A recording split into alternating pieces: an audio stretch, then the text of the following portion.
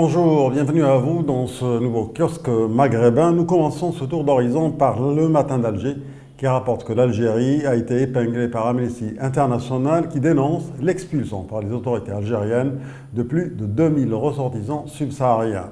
Citant Amnesty International, le Matin d'Alger précise que la plupart de ces 2000 ressortissants ont été arrêtés à Alger dans sa périphérie et à Blida, puis conduits en bus à Tamanrasset, dans le sud du pays, avant d'être abandonnés par les autorités algériennes dans une localité du côté nigérien de la frontière entre les deux pays. Pour sa part, Tout sur l'Algérie nous apprend que le Premier ministre algérien, Ahmed Ouyahia, ne veut pas prendre de mesures impopulaires avant 2019. C'est un cabinet britannique spécialisé dans les questions de défense qui souligne que Ouyahia a l'intention d'éviter de prendre des mesures d'austérité impopulaires ou des réformes structurelles significatives qui risqueraient d'exacerber l'instabilité sociale avant l'élection présidentielle de 2019, poursuit Tout sur l'Algérie. On change de registre avec ce titre dans le quotidien d'Oran. Le tabac fait 15 000 morts par an en Algérie.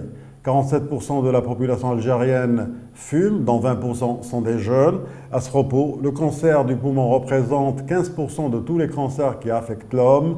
Il a doublé en 25 ans, passant de 11% à 20% pour 100 000 habitants, écrit le quotidien d'Oran.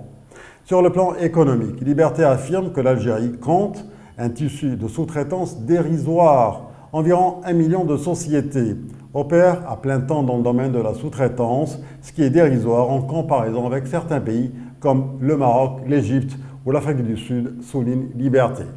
Toujours en rapport avec ce sujet, El Watan affirme que malgré le lancement en Algérie de quelques unités industrielles de montage de véhicules, le nombre des entreprises sous-traitantes avec les constructeurs automobiles ne dépasse pas une dizaine d'entreprises spécialisées dans la fabrication de pièces de rechange. Ce qui coûte à l'Algérie en importation une facture annuelle estimée à environ 800 millions de dollars, commente El Watan.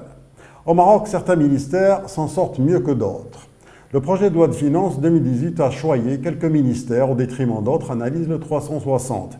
L'éducation nationale, l'agriculture, l'équipement et les affaires étrangères voient leur cagnotte annuelle sensiblement augmenter.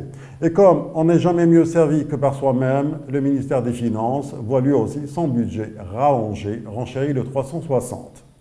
Le Parlement marocain n'arrête pas de se donner en spectacle. Un spectacle pathétique.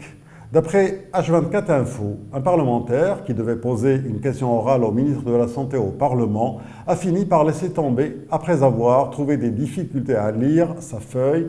Il s'agit d'Abdallah Alaoui, appartenant au Rassemblement national des indépendants, croit savoir H24 Info. Beaucoup de tensions lors du procès de Nasser Zefzafi à Casablanca, rapporte la Com.